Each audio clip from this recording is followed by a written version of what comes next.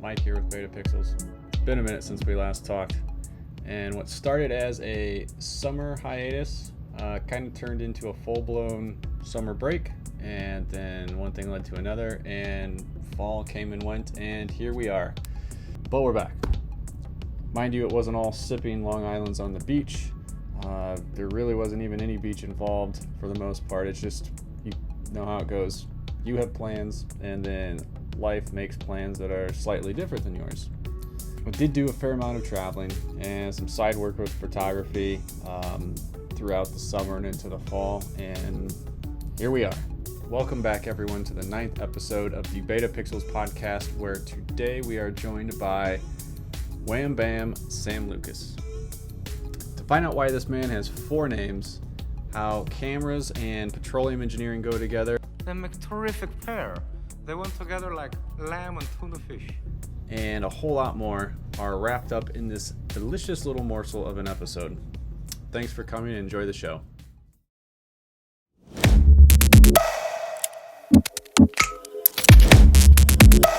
So today we are with Wham Bam Sam Lucas, also known as, I assume, just Sam Lucas. Yeah. Yep. Where'd the Bam come from, or Wham Bam? Yeah. So when I was in college, my freshman year roommate was a sports broadcasting major, and I was playing football at the time, and so he would always joke around. I went to Penn State University, and he would always joke around that, like, if I was ripping off a big touchdown run and he was announcing the game, that's how he would announce me, would be like Wham Bam Sam Lucas. So it kind of stuck, and it became my handle on a bunch of things, but it stems back to my freshman year at Penn State. I get that. That's pretty awesome. Yeah. It's always nice when a good nickname, organically springs up. Sure. Yeah. Have you always been in Pennsylvania? Yeah, I grew up here. I grew up in Northwest Pennsylvania, and then college at Penn State, and then I traveled quite a bit for work whenever I was kind of in the corporate track, what I was going to school for. I traveled. I was in Texas for a while, North Dakota for a while. So yeah, and then back to Penn State back to Pennsylvania rather, when I got married. Where at in Texas? Houston. I was gonna say, like, between North Dakota and Texas, which one is more sparse? Definitely North Dakota. I think there's, like, no joke, I think there's less than 1 million people that live in the entire state of North Dakota.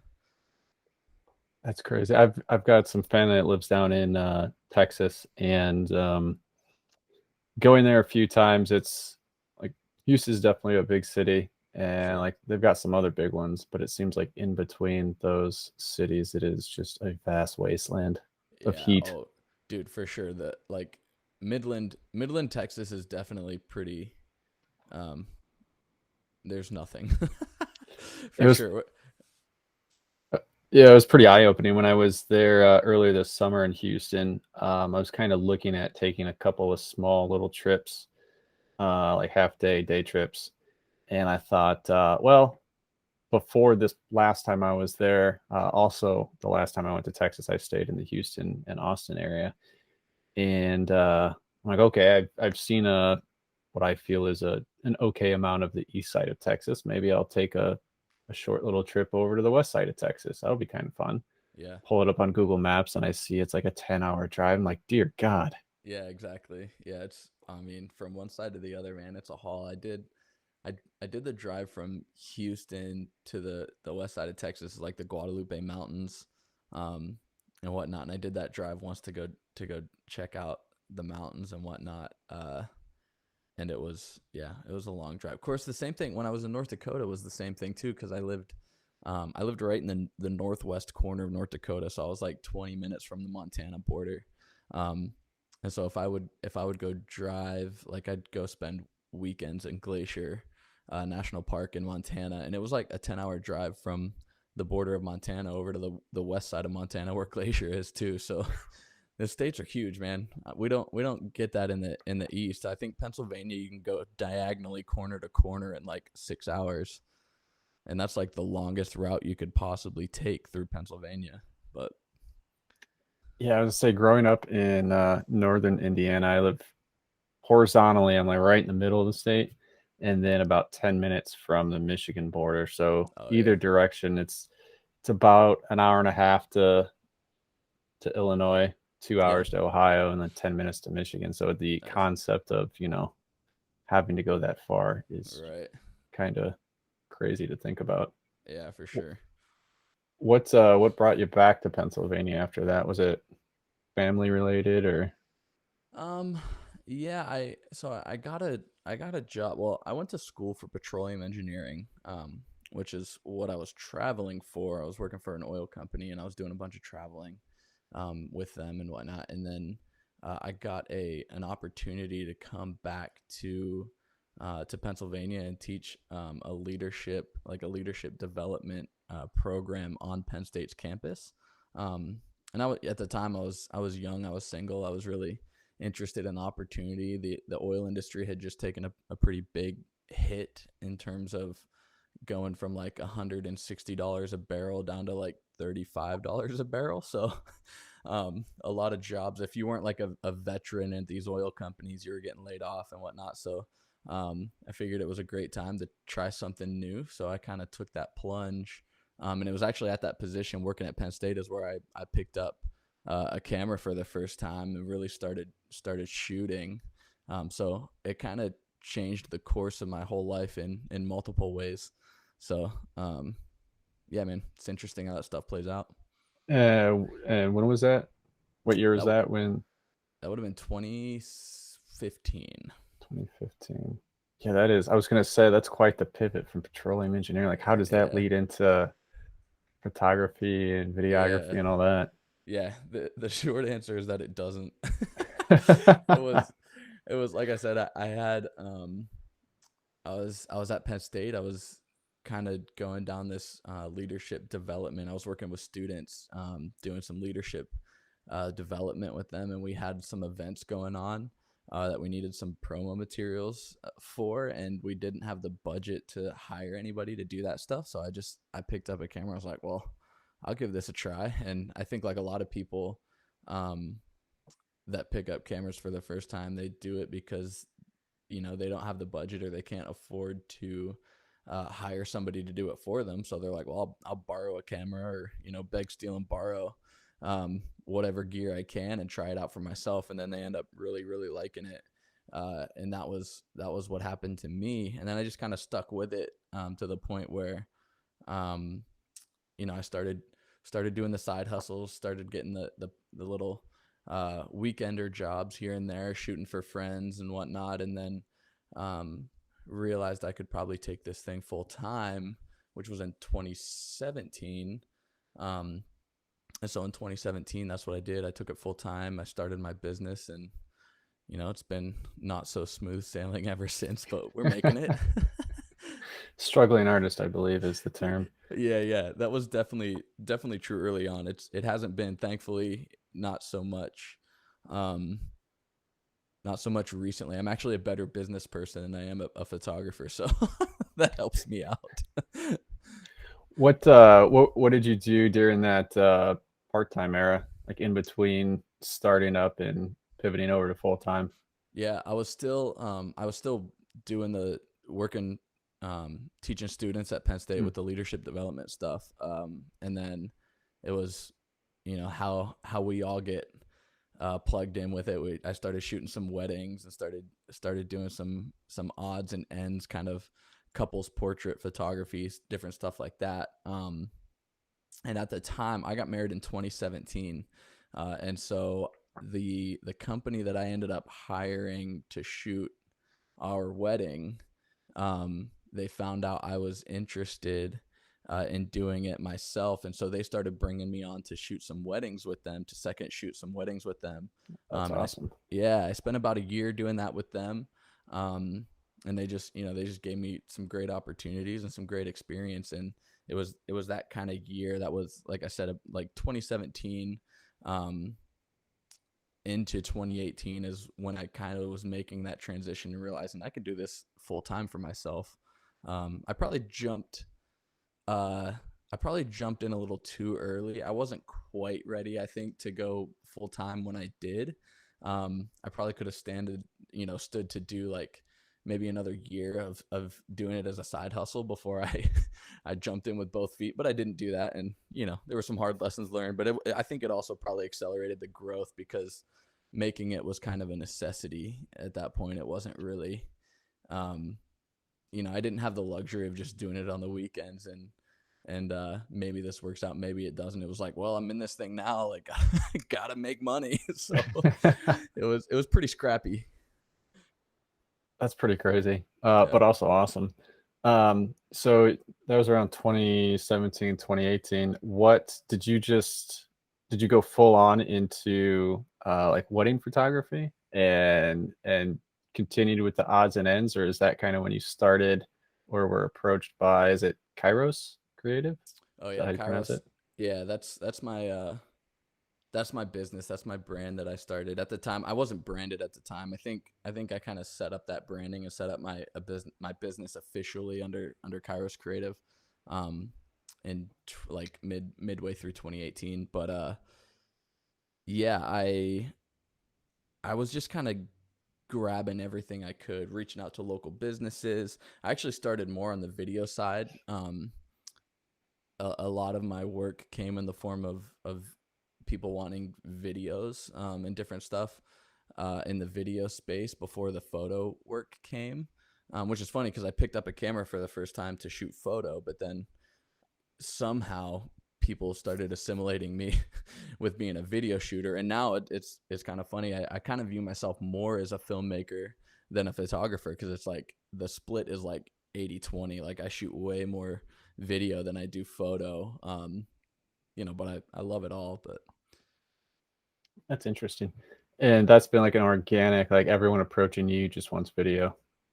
yeah, yep. I don't necessarily promote myself as a filmmaker. I have recently, like within the past couple months, when I realized like everybody's just hitting me for video. I started to kind of promote myself as a filmmaker more so than a photographer, but it was all organic. I think people seeing the shift to video content, particularly in the commercial space, in the personal space, on like the wedding side of things, or shooting kind of more personal stuff, like whether it's engagements or couples photo shoots or portraits and stuff like that. I still get hit up for a fair amount of photo, but on the commercial side, I think people are just really seeing the potential that video content is, to really kind of grow their brand, grow their businesses, and all that. It's we call it the Gary V effect, like the Gary Vaynerchuk effect. Is if these businesses produce video content at scale, they're seeing these really huge results, whereas it's not that there's not opportunity or not a use for really great, really good photo content. I think it's just less versatile in the commercial space. Mm-hmm. So when you started out, it's always kind of interesting to see like what you started with and where you're at now, especially since you've been doing it a little while and doing it professionally full time. Like what was the camera you started with, and what are you using now, or how many are you using now? Yeah, so this is gonna be a fun talk. I started the first camera I bought, the first camera I borrowed was a Nikon D7200. It was it was a great crop sensor camera. It was kind of, up there as far as Nikon crop sensor camera goes. It was one of their better ones at the time. And that was the first camera I ever used. I borrowed it. I liked it, and I really didn't know at the time what was what in terms of who's got better video capabilities or anything like that. My decision was purely like, I've taken some pictures with this camera, I have it halfway figured out, I guess I'll be a Nikon shooter. So I scraped together a bunch of money that I didn't have, and I bought a Nikon D750. I knew that I wanted to go full frame, and at the time Nikon, the D750 was kind of their their most versatile camera in that kind of space that I wanted to be in. So I scraped together. I think what I actually did, I think I had some extra money getting kicked back from the previous year of student aid that I got when the last year that I was a student. And I think I took that money actually and bought this camera. I think if I remember right, that's what I did. So yeah, I bought a D750 and a 24-70 2.8. And that was my kit. So that was the first camera I used, got me going. I shot photo and video on it. Didn't even realize that it wasn't,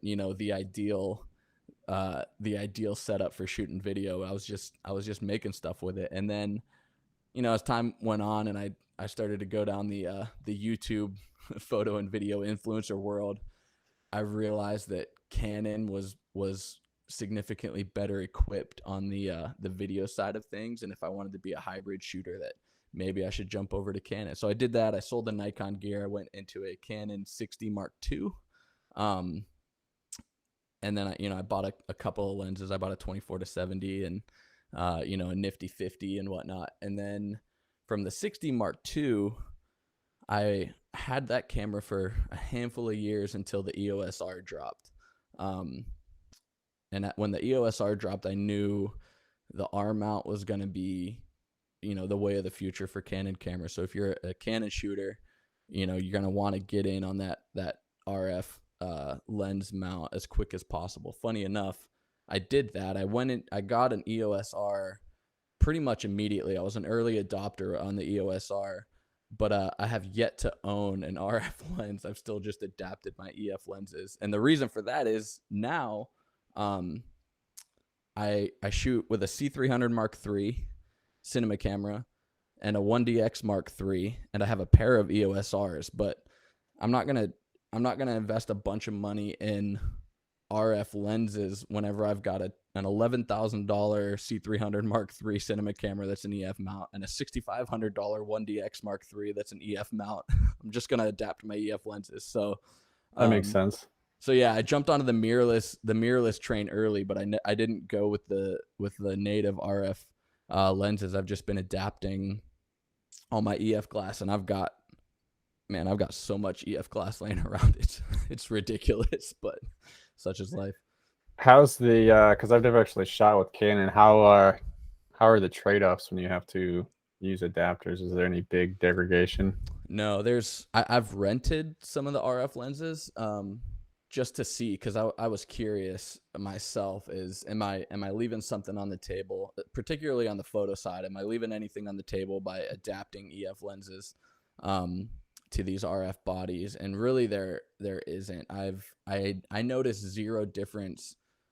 I mean, really the only trade-off would be autofocus speed and accuracy, right? That's like the only trade-off you're really going to have. I mean, Canon designed these RF to EF lens adapters. So it's native from front to back, from the camera to the adapter to the lens. They're all Canon native hardware, so that they work great together. And I can notice zero difference in the autofocus speed or accuracy between RF lenses and just adapting EF lenses. There may be a tiny little bit of difference in sharpness, but we're talking like, when I say maybe, it's like I'm not even sure. Like I can't even quite tell. And I go in and I, especially on the photo side of things, I tend to add quite a bit of grain to my photos. I really like texture. I don't love the super crisp, super sharp, really digital, high res thing that we're getting into, especially now with all these cameras they got. On the Canon side of things, like even the EOS R is 30 megapixels, but the R5 is now up to 50 megapixels. Like it's just, especially if you're shooting people, if you're shooting brides or couples or anything, like they're too sharp. Like nobody wants to see their faces. Yeah, it'll reveal everything. Yeah, exactly. Like nobody wants to see their skin imperfections at 50 megapixel, like full 8K resolute. Like nobody wants that. So So yeah, I mean, there might be a tiny little bit of sharpness that you're trading off by adapting EF lenses, but even that, I would, it's like beyond negligible. It's so if it's not just in my brain and it's actually a sharpness difference, it's so minuscule, it's ridiculous. Interesting. Yeah, I haven't. I shoot Sony, and so far I have not come across any. I picked up Sony E-mount, and so I've just got native E-mount lenses, so I haven't gone through that whole process. I'm sure at some point a new mount will come along years in the future, but at that point I would have to imagine that I might just buy new gear. I don't know. We'll see. Right. Yeah. I mean, Sony's so obviously they were the proprietors of the mirrorless movement, and then their lens mount has been like, they started with such a good lens mount. It'll be years, like decades. I'm hoping. Years before. Yeah, I'm right? hoping.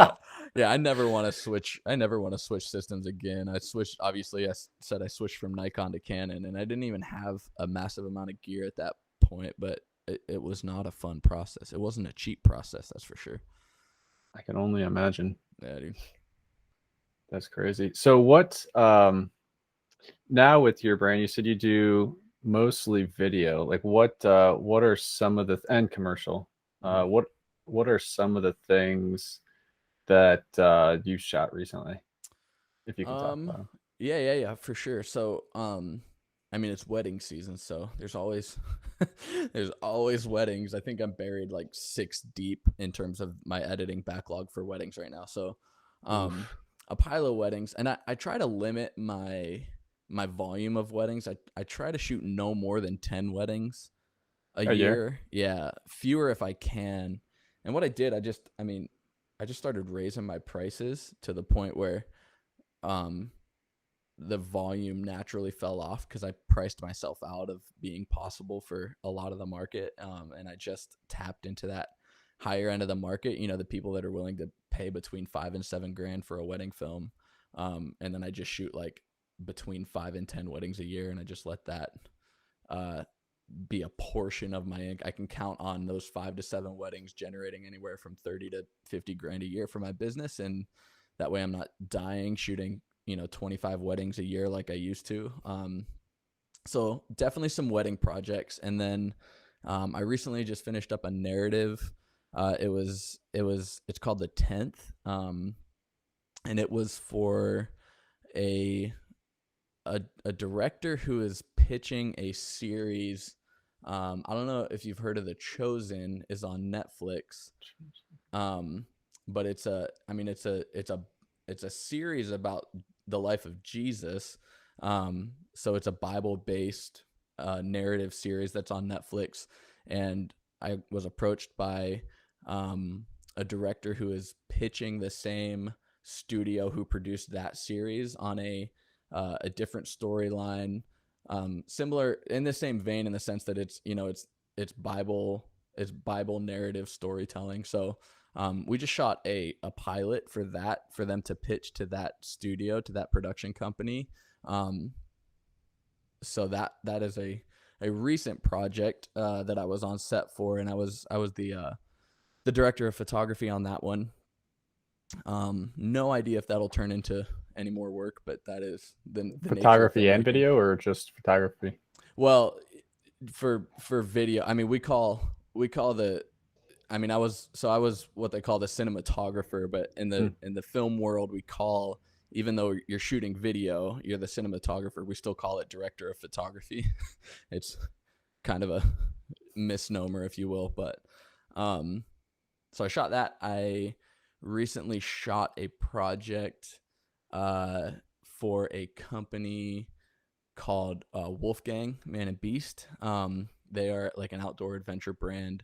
They produce outdoor adventure gear specifically for people that like to adventure outdoors with their dogs. So they have 2 lines. They have the Man line, which is for people, and then the Beast line, which is for dogs. So it's kind of a cool company. They're based out of Utah. They're actually the guys that if you remember Skull Candy back in the day, the late 90s, early 2000s, Skull Candy headphones, which I think Skull Candy is still a thing. But these guys, there's 6 of them, and they're the original people who started Skull Candy. I think several of them were product designers. Oh, no kidding. And yeah, they've got a couple of the original Skull Candy guys that went and started this company. It's a pretty dope company. They're very much in the vein of like action sports, adventure sports, stuff like that. So that was a project we worked on recently. And yeah, man, I've got a couple of clients on retainer that I shoot regular content for. So a couple of local businesses that I work with that I produce content for on the regular. They just pay my company a monthly fee, and we show up and we produced a predetermined amount of content for them every month. It's very plug and play, kind of quick and dirty. We're not shooting big epic, cinematic documentaries or anything with these businesses. We're just shooting a lot of short, maybe 30-second to 2-minute brand building kind of pieces. And we do a lot of photo with them as well. We end up shooting a lot of product photography for these businesses and different stuff like that. So yeah, man, a lot of irons in the fire, some real estate stuff, and yeah. That's awesome. Yeah, dude. Keep it diverse. Yeah. So how did COVID affect all that? Did it, assuming it dipped? Yeah, for sure. Definitely, obviously, the wedding industry like ceased to exist during COVID.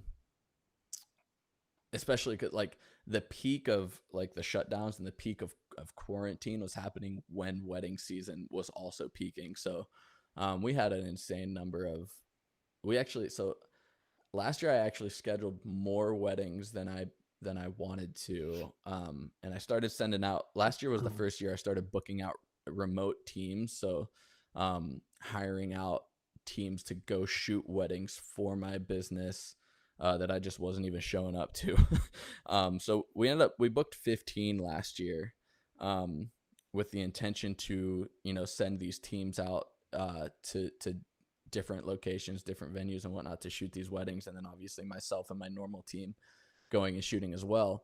And of those 15 weddings that we had booked last year, all but 3 of them rescheduled. And we book about 14 months out in advance. So like my 2022 right now is almost completely booked. I have a couple of dates still available, but by and large, 2022 is already booked for me. So last year at this time, 2021 was mostly booked for me. And then all of those weddings from 2020 had to reschedule because of COVID. And obviously they all rescheduled to 2021. So wedding season this year has been nuts just by virtue of like, we're not only shooting 2021 weddings, we're shooting all the reschedules from 2020. I mean, you probably know this if you shoot weddings, but it's just been crazy. But yeah, COVID definitely really affected that aspect of business. And then my wife actually had surgery in February of 2021. Or excuse me, 2020. We're in 2021. And they all just blend together now. I know, especially with the way COVID went. I mean, I feel the older I get, the years blend together in general, but then with COVID, it's like I missed a whole year of life. But yeah, the beginning of 2020 in February, my wife had surgery. And we had just planned to have some time off work. My wife is also self-employed or had her own business at the time. And so we had just planned to take time off the beginning of 2020. So we hadn't scheduled any work or anything like that for that period of time. And then we got shut down. So we were kind of already like crippled, if you will, in the sense that we planned prior to everything getting, like a month prior to everything getting shut down, we had just been like, well, we're not going to take any work. We're just going to lay low here for the month while she's recovering from surgery. And then, when she's recovered and healed and healthy, we're going to get back to it and double time it, here in like April, May, June, in order to make up for lost time. And then obviously COVID came around and it was like, joke's on us. You're not going to be doing anything April, May, and June. We're like, cool. So yeah, it definitely, I mean, we pretty much ground to a halt. We didn't do a lot of shooting at all in that time period. What did you do in the meantime? Nothing. it sucked. We did some stuff. We did everything we could in terms of kind of restructuring the back end of my business. So there were some things, just some systems that we needed to be put in place, that they're important, but they're not forward facing. They're not the things that the general like public that the client sees. So it's not going to like necessarily affect the immediate image of your business. So it kind of falls by the wayside whenever you're really busy because of that. But it's stuff that affects the client experience. So it shouldn't fall by the wayside, but it just does. But whenever we had some time on our hands, we realized like, oh, there's some back end stuff in terms of like, you know, the client interaction, the client delivery, like how we deliver projects to clients, that we could really clean up and make this just a totally way better experience that goes above and beyond what we're doing, what the competition's doing, that kind of thing. And then, you know, we redesigned our website. We did take, I have a designer that works for me. He does both graphic design and web design. And so we did take some design client work at that point, stuff we didn't need to be in person with. You know, you just collaborate over Zoom, figure out what these brands are wanting, and, you know, whether it's a website redesign or a logo or whatnot, you can do that all virtual. So we did some of that. That was the majority of our business during that time, but it was pretty minor too. We didn't do a ton of that work. Right on. Did you were the guitars a COVID hobby I picked up during that time, or have you been playing for a while? Yeah, I've been playing for a while. I picked up a guitar actually when I was in North Dakota because there's nothing else to do. It's because it's so sparse. So yeah, that would have been, I think, 2012, 2013, something like that, when I picked up a guitar for the first time. I'm a drummer, so I started drumming when I was a kid. But you know, when I started traveling, I got older and whatnot, it's like you can't like take a drum kit with you everywhere. So I was like, you know, how can I make music while I'm traveling and out and about? And so I picked up a guitar and I'm like, hey, this is kind of portable. Let's roll with this. So that's when I got into guitar. Man, that is a very similar life story, musically anyway. Is it?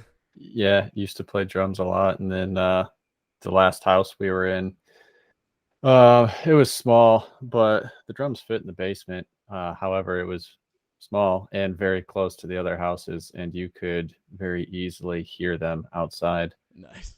So that didn't last very long. Sure. And then yeah, it's like, well, I want to play something, and there came a guitar. Heck yeah.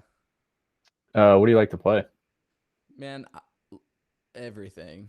I'm just the type of person that if I hear something that I like, I'll just sit there and tinker around until I figure it out.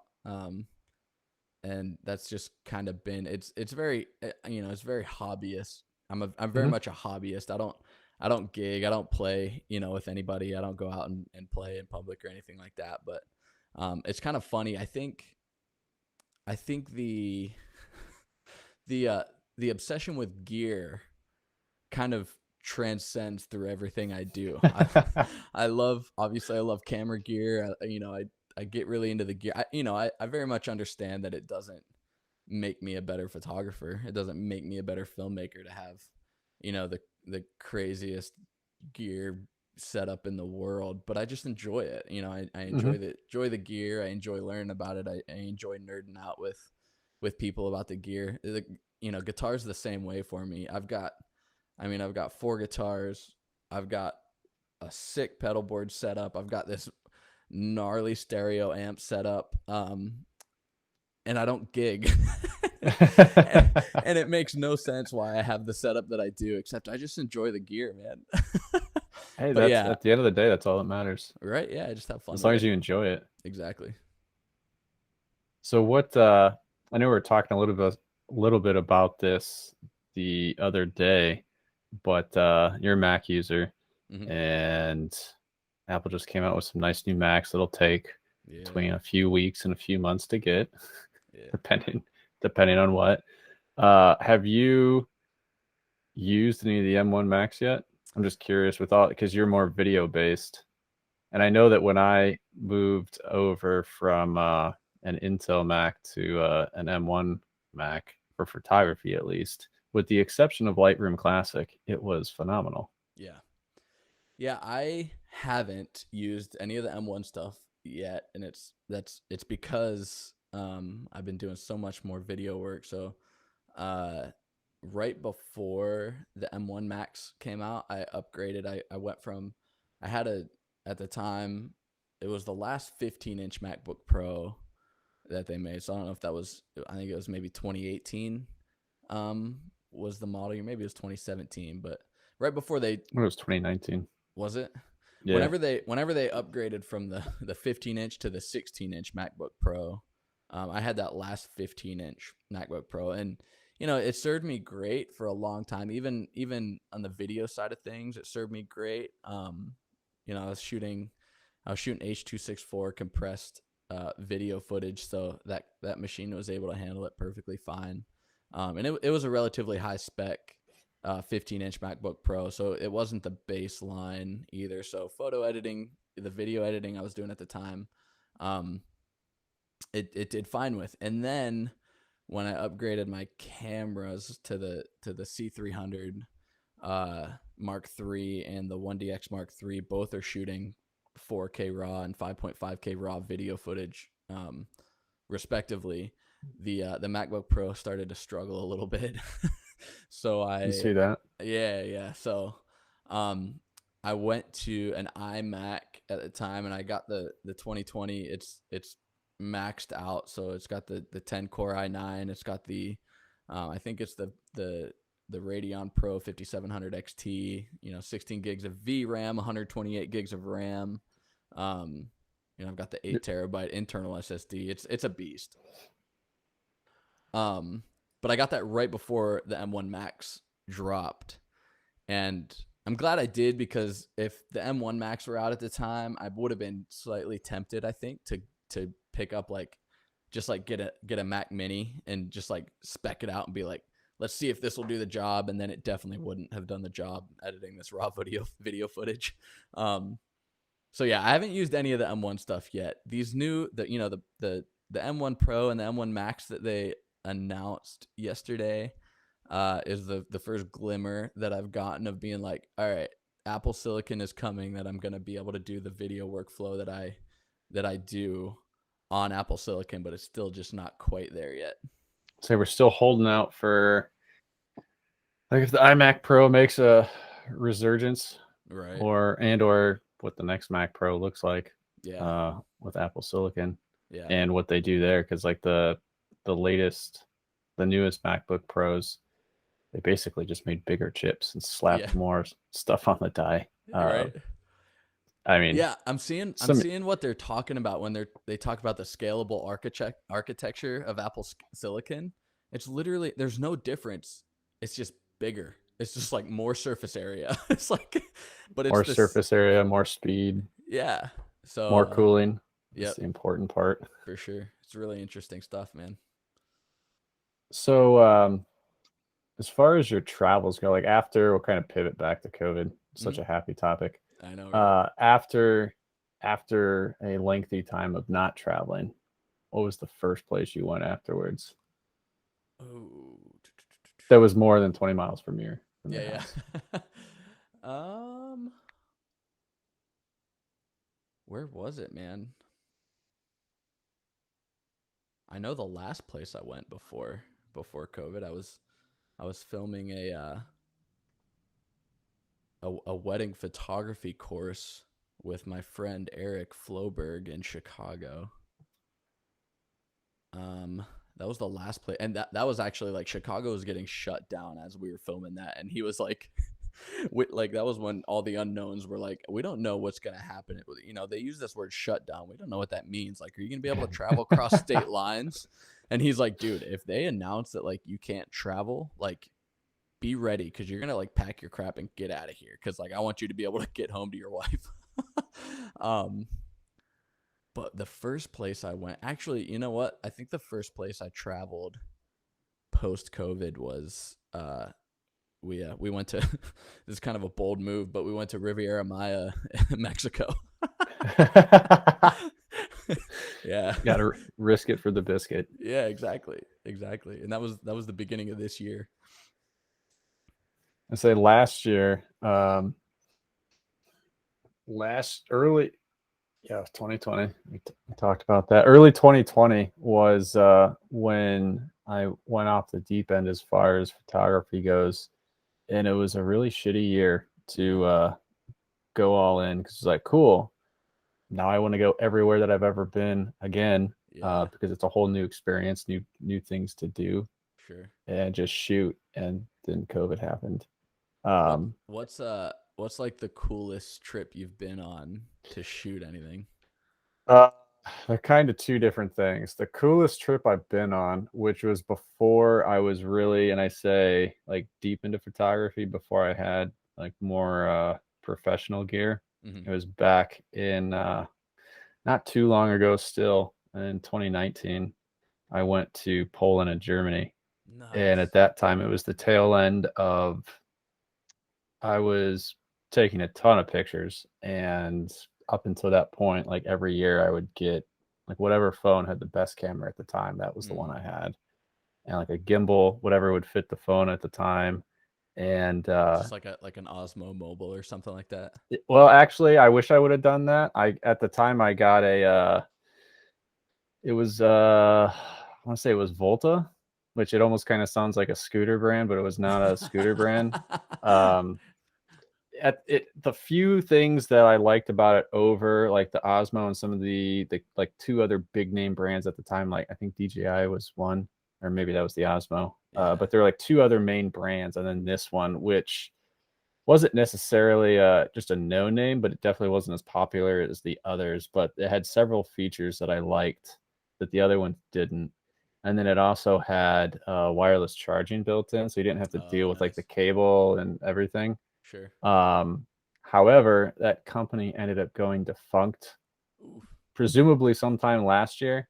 And so, of course, with that comes an immediate stoppage to any updates. Yeah. And now with like iOS releases, like when you try to pair it to the phone, it works. But then as soon as you open the app and it searches, it just crashes immediately. So it's basically a brick.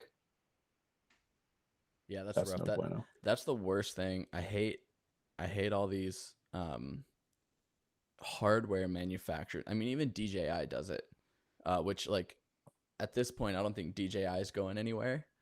But quit making me use an app to use your product, because chances are, especially in the case of like a gimbal, like I had a Ronin MX for a while, which is like, you know, there's like the $8,500 DJI Ronin 2, which is their big professional like Hollywood grade gimbal, and then right below that was the Ronin MX, which when it came out I think was like $1,500 or $2,000, and it wasn't a cheap piece of gear, and I was like using that thing well beyond like when it was supported, and I'm like, this is like a $2,000 piece of gear, and it hasn't been supported or updated like with firmware for years, and that wouldn't be an issue, except you make me use an app in order to control this thing. Like, just put it all internal. Like, why is everybody going that route and making you use an app with their hardware? I hate it so much. Yeah, because then it shortens the shelf life dramatically. Yeah, exactly. Hopefully it lasts a few years, or they don't go belly up. Right, yeah. Or don't just bring out a new piece of hardware and then say, well, we're not supporting the other one anymore, even though it's perfectly fine. Right. But yeah, so Germany and Poland destination wise, and every time I look back, like there were some good pictures from there, don't get me wrong, but every time I look back, I'm like, man, this would look so much better if I just shot it with the gear I had now. Right. Or like some stuff that wasn't possible with a phone. Or even would just have been so much better. Experience, like, you know, you have so much more experience and you're so much more skilled down the road, and you're just like, man, if I would have been in that location when I knew how to actually compose an image. Dang it. Yep. And now in the short time frame, I would say probably since I've gotten gear, I think probably the UP of Michigan. In we went way up into it's the peninsula way up there, and now I forget the name of it. But like if you look at the UP of Michigan, it looks like a hook or a finger. Okay. We went all the way up there. Yeah. That was pretty awesome. And then kind of tied for that is Door County in Wisconsin. Oh yeah. Nice. Not Is as that big itself, but like that entire peninsula of Door, like it's all Door County basically. right? But there's Yeah. a lot of little small towns, and especially this time of year, so nice because of all the color, and there's a Yeah. lot of trees. Sure. Yeah, I live I live in Pennsylvania. We're right in the middle of the Appalachians. So we've got like gorgeous like mountain views all around us, and this time of year with the colors, man, are primo. I'm just waiting. I keep looking outside, just waiting for the trees to turn. I've got a Yeah. few tentatively scheduled like senior portrait type things going on, and both of them want fall. So I'm like, all right, keep looking out the window. Like we've got roughly a 2-week window here. As soon as they start turning, it's like, all right, be ready, let's go. Yep. I know how that goes for sure. And it's like if you can miss it by like a day or two. And it's like the difference between a day. It's not just like the colors are a little bit less vibrant, and you can like bring them back in post or something. It's like, at least here, it's like the difference between a day or two is like there's leaves on the trees or there's not. Like Yeah, and it escalates very quickly, especially if it rains. Like if you get one good hard rain during that few weeks where the leaves are turning, like it'll just kill everything. Yeah, 100%. If the wind gets going, it just like rips all the leaves off the trees, and you're just SOL. Your client's like, well, what the heck? These are all brown and dingy looking. And you're like, sorry, it's the time of year. So on top of sky replacement, now you have to do tree replacement. Yeah, no thanks. Like no thanks. I'm waiting for somebody to make an AI tool that does leaf replacement. Just cut the people out of the image and slap them on a fall image. Yeah, it's like there you go. Yep, done. Yep. Which then rolls. That's not a composite, no. Which then, although it always seems like, at least where I'm at, we get shortchanged on fall in that I would like it to be like 3 months long, but it seems that it lasts 2 to 4 weeks at most, and then there is the dingy period, and or it just slams right into winter, and then it's a very long winter that's just cold. Like the snow never really starts heavily until mid to late December, which is fun in and of itself, but then brings with it new challenges. Like I know last year one of the things I did a lot of was going to different lighthouses on Lake Michigan. Oh, nice. For all of the because like I was really looking for a good, incredibly cold streak where a ton of ice would have built up, and then go out there for that, which is so awesome to see and shoot. But on some days so damn cold where you have to park, it takes like a good 10 minutes to walk to it. Halfway there, your hands went numb. And then so you get out there and you're like doing this and like holding the camera, like, all right, I've got about 5 minutes to shoot before I get frostbite, and then I have to run back to the car and warm up for 20 minutes. Yeah, that sucks. But it looks good brutal. Later on. Exactly. Do you ever where you're at? Bangers. Yeah. Where you're at in Pennsylvania, do you ever get any snow? Yeah, I mean we do, not so much where I live now. Where I live now is right smack in the middle of the state. And we get snow, but it's not like an insane amount. We'll get like 1 or 2 like really bad snowstorms a year where it just dumps like 3 feet in an hour. And that only happened like once or twice a year. But other than that, like the snow we get is very manageable, very minimal. Where I grew up, it's probably similar to like where you grew up or where you're from, in the sense that I grew up right off of Lake Erie. So the lake effect snow that we got like where I grew up was insane. Like you like mid-November, you just get dumped on with like 6 feet of snow, and then it would just stay until March. You would just have ridiculous amounts of snow all winter long. Every other day would be a blizzard. Like you get that lake effect snow off Lake Erie. So yeah, it's very different where I live now to where I grew up in Pennsylvania. Like we get snow, but nothing like what I know is like being snow from where I grew up. It's been a weird couple of years in so many ways, because I know last year, I mean, we got lake effect, but it wasn't anything too crazy. It ended up being that Indianapolis got more snow than us. They had a couple of good snowstorms, and it was all system snow. Yeah. And I felt shortchanged. I'm like, this is bullshit. Like I live by the lake, and I'm supposed to get the snow, not you. You're right. Yeah, I think it's like where I grew up. So I think Erie, Pennsylvania, and like Buffalo, right over the border in New York. Like the Erie Buffalo area is like consistently like one of the top like 1 or 2 cities in terms of inches of snowfall per year. So they get some obnoxious amounts of snow, but I don't necessarily miss that. How much snow we had to deal with growing up, but yeah, that's the thing. Like for at least a year or two of living in some place where it snowed more, I think it would be enjoyable. But ultimately, I appreciate the seasons here, because by the end of a harsh winter, it's like, all right, I'm so ready. Like not spring. I don't care about spring. Summer's good because it's heat. right. But at least it's not cold anymore. Yeah. And about halfway through summer, it's like, all right, I'm tired of sweating everywhere I go. Can't wait for fall. Right. Where do you live in Indiana? South Bend. Oh, okay. Yeah. So, I mean, my wife is from like she grew up right in between Chicago and Milwaukee. Oh, okay. So we drive, I mean, on I-80 when we're traveling out to see her family, we drive right through South Bend, obviously, but we're pretty familiar with that route through Indiana. Yeah, the good old toll road. Yeah, I do Chicago less often as of late than I would like to. I've actually only been back once and shot there once, largely due to COVID, and legally we couldn't enter the city. Right. But between that and then Milwaukee, because I have family up in Milwaukee too. I spent nice. a lot of time in Milwaukee. Right on. Sweet city. Chicago vibes, just smaller. Yeah. And a little bit cheaper. Right.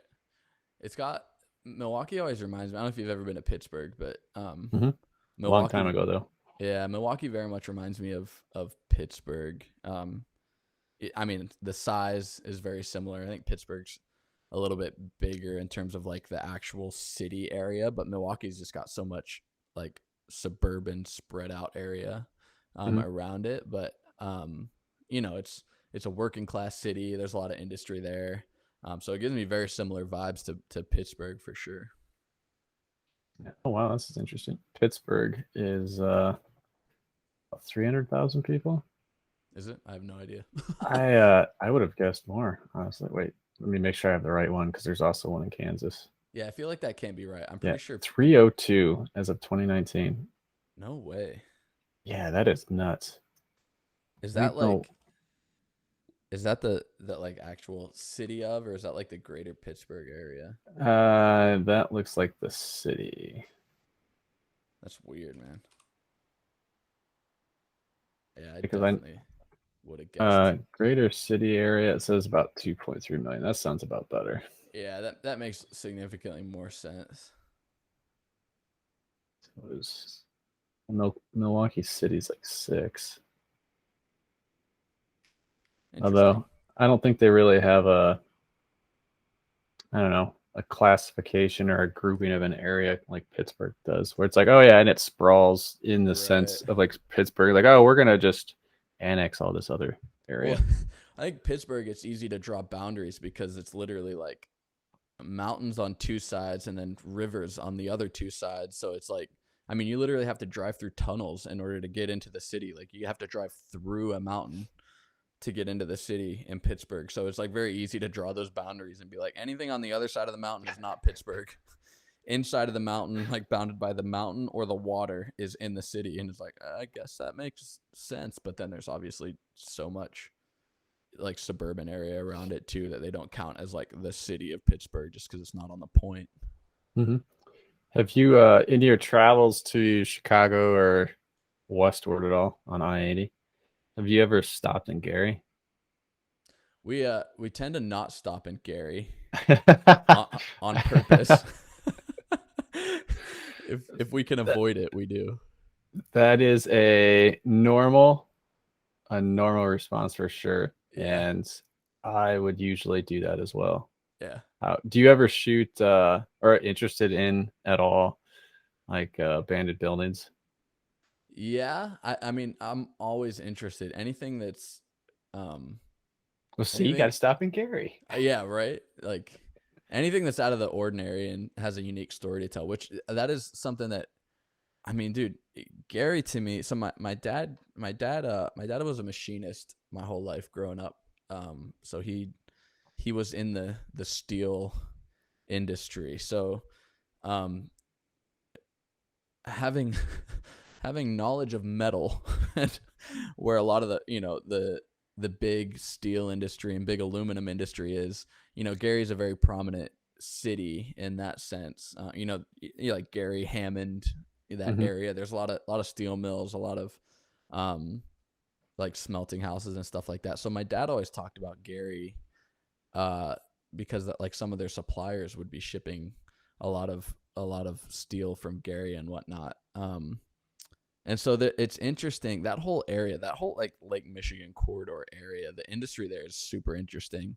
And then obviously like the story that I feel like Gary has to tell, just being like one of the most depressed like communities in the country, I think is a very, and then being so close in proximity, obviously the south side of Chicago is known to have its, we'll call them quirks. And I feel like Gary is just kind of at this point in 2021 an extension of that. It's a very similar in terms of, the depressed nature of that area and what people have had to do to make a living and survive in that place.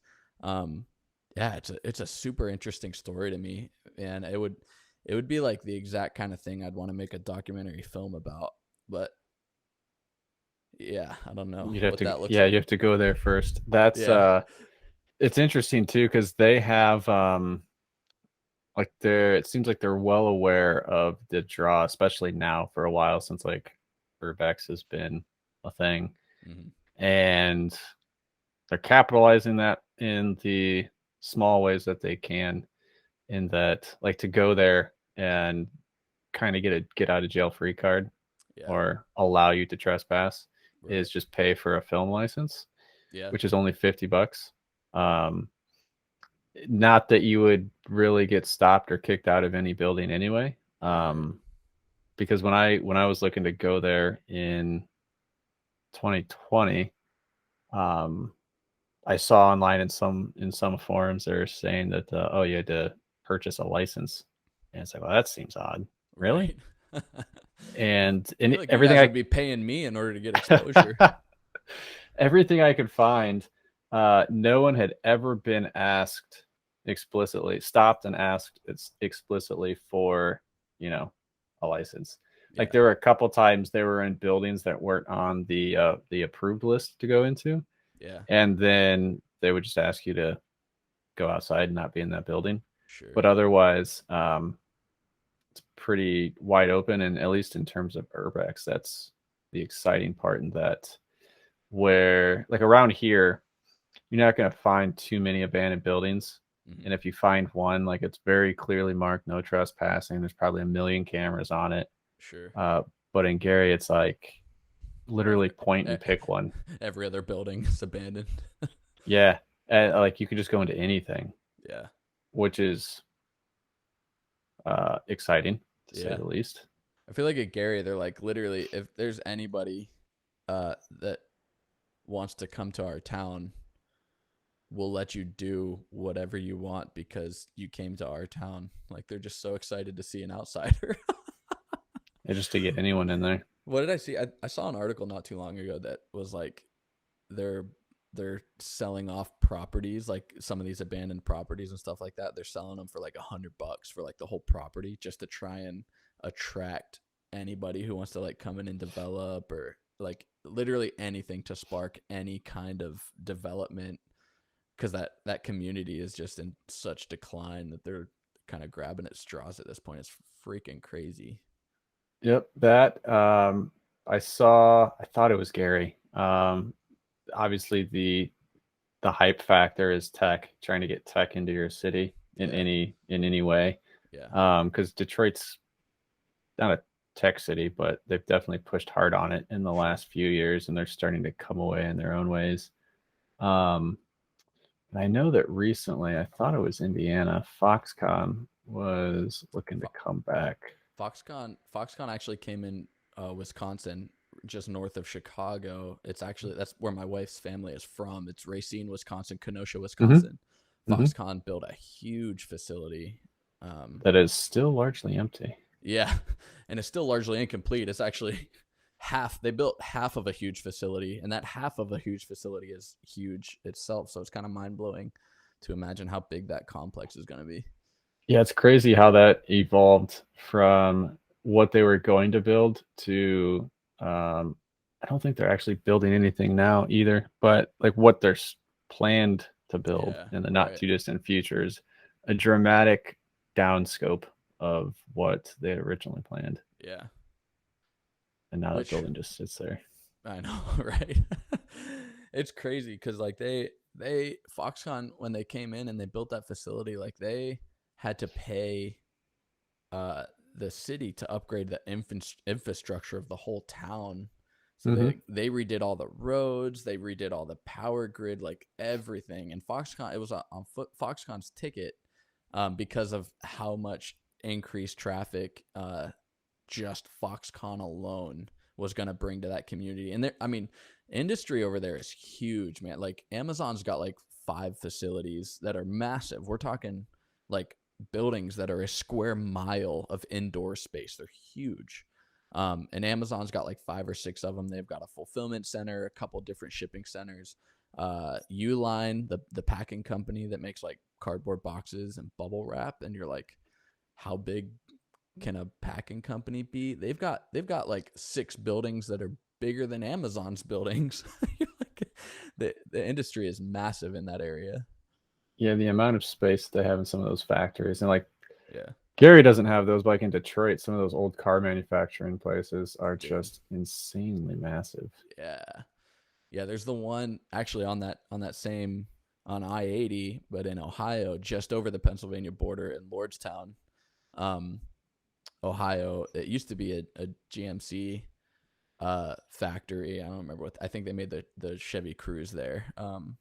But they recently sold it to an electric car manufacturer who's supposedly, if they can get funding, supposedly they have funding, but as most electric car startups, they have funding, but they have no products. But they're or funding until they don't. Yeah, exactly. Right. They have funding and they have a prototype, but who knows if it'll ever make it to market. But they're supposed to be manufacturing electric vehicles out of that plant sometime in the future, supposedly. The hopes and dreams. Yeah, right. So bringing it all full circle with absolutely no segue. Yeah. Do you ever, now that, I mean, you do a lot of commercial shooting and stuff related to your business. How often do you get to go out and just shoot with no necessary goal in mind? Just for enjoyment. It's rare that I just go with the sole purpose of shooting. We travel a lot, so I shoot when we travel. And a lot of it is like just memory documentation. Like I still shoot film for like personal memories, and it's purely for that reason, because it's like I just want to remember this, like we're traveling, we're making memories, we're in dope locations for sure. And sometimes like I'll take the camera. Like we went camping at the beginning of this summer in upstate New York, and it's called Letchworth State Park. It's got some really dope sceneries. It's got this huge gorge that runs down through the valley. They call it like the Grand Canyon of the East or something like that. But I took my cameras and whatnot and set up and shot some really great landscape stuff. And that was like very intentional, but I wouldn't just like, it's because we were already there. I wouldn't just like take that trip and go shoot landscape, take a day and go shoot landscape photos just for the enjoyment. I would, but I seem to not find the time to do it as much now. So anymore, if I'm shooting for personal reasons, it's more on the side of like documenting and creating memories and being able to remember that stuff than it is like shooting to, get a banger for Instagram. I don't shoot on my phone really ever. I just don't love that process. There's nothing wrong with it. The stuff that you can shoot on phones in 2021 is it's actually scary how good of images you can create on phones in 2021. But yeah, it's just not like an inspired process to me. So I don't really shoot like any mobile photography or anything like that. I think that's why I shoot film for a lot of that personal stuff, is because I really enjoy that process. I really love it. And it's so non-committal. Like I end up with a roll of film that I send into a lab and get developed, and I don't have to like think like, oh, I've got all these memories that it might live on this SD card or on some random folder on my computer, and I might edit them, I might not, I may never look at them again. Whereas like shooting film is like, I enjoy the process, so I'm actually going to pull the camera out of my bag whenever we're on a trip doing something, which is step one, obviously, is to actually take the camera out of the bag. And then, step two is I don't have to do anything after the fact. I got the images, I send them away, and I get I get either an envelope full of pictures or, an email with a bunch of digital scans of those photos back, and I don't have to worry about editing them or anything like that. So that's what the majority of my personal shooting looks like these days. Right on. Well, I was going to ask, if you were going out to shoot personally, whatever the scenario is, like what is the one lens that you grab, or could you grab one lens? I mean, I have an answer to that, even though I don't shoot, for personal enjoyment a whole lot. You can't see it, but I have a huge Canon Image ProGraph Pro 1000 printer right here beside me. So I enjoy printing my own images a lot of times. And so when I do go out, the rare occasion that I do go out just with the purpose of capturing an image, like I have a print in mind. Like maybe I need some decoration for my house or something. So I'm like, I'm going to go get some sweet shots and run some prints off and decorate my house. So it's usually landscape in that case. And so my answer would be, for landscape would be a 24-70. Just the versatility of it, maybe a 70-200. But I think the 24-70 is significantly more versatile in the landscape world. However, I shoot only primes. So I can't get away with just taking one lens. If I had to, it would be the 50. But yeah, I find that when shooting landscapes, if you just had a 50, it would be a little bit too limiting for me. So I usually take a 20, a 35, a 50, and if I feel like lugging around this paperweight of a lens, it's the 85 1.4L, and it weighs like 86 pounds. So I will take that sometimes. But yeah, I would take just a 24-70 to shoot landscape if I had that lens, but I no longer do. I have had it, but I sold it and switched to shooting only primes a couple years back. So my kit doesn't get to be that condensed anymore.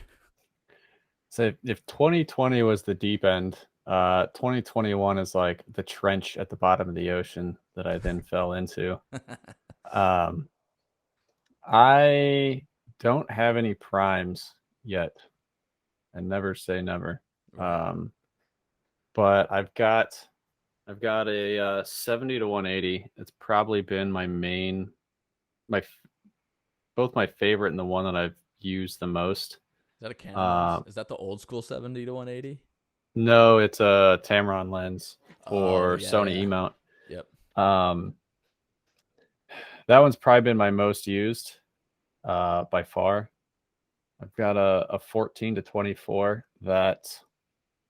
that's the one that was the most exciting in my head, but I'm struggling the most to use just because it requires such a much more narrow scope of things to shoot, I guess. Yeah. Because like, okay, I was just gonna say I have a hard time visualizing anything that wide too. My brain has a hard time conceptualizing it. yeah, it started out because it's like the first lens the Sony I had came with a kit lens, which was a 28 to 70, I think. And from that, just dipping my toes, and Tamron had a 28 to 200, which was a pretty solid all arounder. And from there, it was the 70 to 180 because I was kind of more in the range that I was always shooting at anyway. With the exception being that it was a constant f2.8 the entire time, whereas the 28 to 200 was variable. Sure. And I like to shoot a lot at night, and so like that was kind of what I gravitated towards. Yeah, for sure. And then like the wide stuff came in. Is like, well, I really like I've got that 28 to 200, but it's an okay lens, but I wanted something wider and better because that one stopped at 28. And in my head, I was like, all right, well, I'm gonna do more Astro stuff, do like the Urbex thing. Yeah. That's a lot of fun, a lot of tight places where the ultra wide helps. Haven't done a whole lot of that yet with that particular lens. But I keep it around because I really like the idea of it. Yeah. And then the super zoom nonsense. It started with I wanted something longer than 200 because I started getting into like wildlife. And at the time, it was just Sigma had a 1 to 400. And outside of that, for Sony, it was either that or the Sony 2 to 600, which was a dramatic jump in size and price. For sure. And wait long enough, and then Tamron came out with a 150 to 500. So I'm like, cool, I'll sell the 1 to 400. And it was definitely bigger. And then like a week after that came out, Sigma was like, hey, here's our 150 to 600. It's like, shit, I have to sell this one now. I have a friend that just got that 150 to 600 Sigma, and he loves it, man. He shoots everything on that lens. I do love that lens. I right now have all three of those zooms, and I do need to get rid of two of them because I do not need three. Yeah, for real. Kind of backlogged on, like, I had just started writing a review of the 1 to 5. Because I'd gone out a bunch with it in the first. It was more than a week. Like the first couple of weeks I had it, I'd gone out a lot with it, and so I just started kind of putting some thoughts down on paper. And then, like, as I'm writing, it was literally while I was starting to write that article, my friend's like, hey man, did you see this? And he sent me a link to that. I was like, dang it, because I knew my future was set already, what was going to happen with that. All right. That's the worst, man. Is like, and it seems like every time you sink into finally figuring out a piece of gear and realizing I really like this, something better, air quotes, better comes out. I'd like to think I'm safe for the moment because I've got a wide swath of focal ranges. I don't need anything by any stretch. Sure. And I mean, just with those two zooms, like between the 150 to 5 and 150 to 6, there's a couple things I actually like better about the 150 to 5. But at the end of the day, the main reason I want it is for wildlife. And I mean, since it's a third-party lens, there's no hope of a teleconverter. Sure. So the longest wins. Yep, no doubt. Whatever. Man, what a phrase! What a phrase to end with. Yeah, longest wins.